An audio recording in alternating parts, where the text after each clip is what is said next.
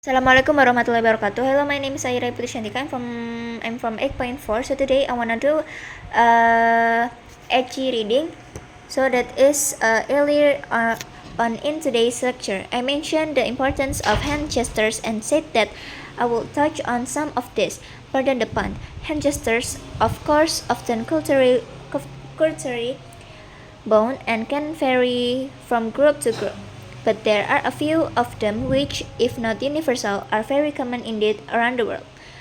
I'd like to focus on the history of four gestures in particular: the salute, the thumbs up, the high five, and the handshake.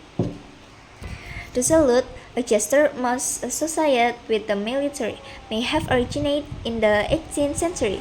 The Grenadiers Guards, one of the oldest regiments of the British Army, used helmets in the form of cones. These were held in place by chin straps. It was difficult to raise your helmet when greeting someone, so the soldiers simply touched their head with one short movement of the hand before quickly putting it back down again at their side. The thumbs up gesture apparently goes back a lot further. It's widely believed that this gesture goes back to Roman times when gladiators fought in front of the emperor and eager crowds in the Colosseum. The fallen gladiator's fate was decided by the audience. If they felt he had fought well, they showed their approval with a thumbs up gesture. The emperor would then confirm this and thereby would spare the gladiator's life. If the crowd gave a thumbs down, on the other hand, the mean execution. However, there are no reliable historical reference to thumbs going either up or down in the Colosseum. It may be that if the crowd wanted to spare the gladiator's life, then they would actually cover up their thumb and keep it hidden. They would only extend their hand and thumb if they wanted the gladiator killed. This actually makes more sense, as the emperor could much more easily see what the crowd was indicating when looking out over a huge arena. The high five hand gesture is almost universally used as a greeting or celebration. Many its origins in baseball.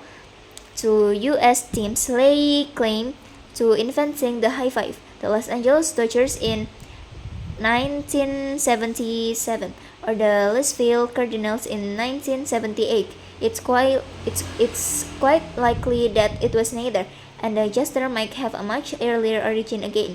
It is very similar to 1920s just age gestures known as the low five or giving skin. This gesture involved people slapping each other's lower hand. Also in celebration, there are in fact numerous references to the low five in the films of the era. Perhaps the high five is just an evolution of that gesture. The final gesture I'm going to mention today is the handshake. It dates back as a greeting place as far as ancient Greece. In the Acropolis Museum in Athens, the base of none of the columns shows goddess Hera shaking hands with Athena, the goddess of wisdom and courage. It's stuck to shaking hands, rather than bowing or courtesying, showed both parties as equals. In 17th century marriage portraits in Europe, we find many examples of handshakes between husband and wife. Now, of course, the handshake has a multitude of use: meeting, greetings, parting, offering congratulations, expressing gratitude, or completing an agreement. In sports or other competitive activities, it is also done as a sign of a good sportsmanship. In this way, the gesture has not strayed from its original meaning to convey trust, respect, and equality. So that's from me. Wassalamualaikum warahmatullahi wabarakatuh.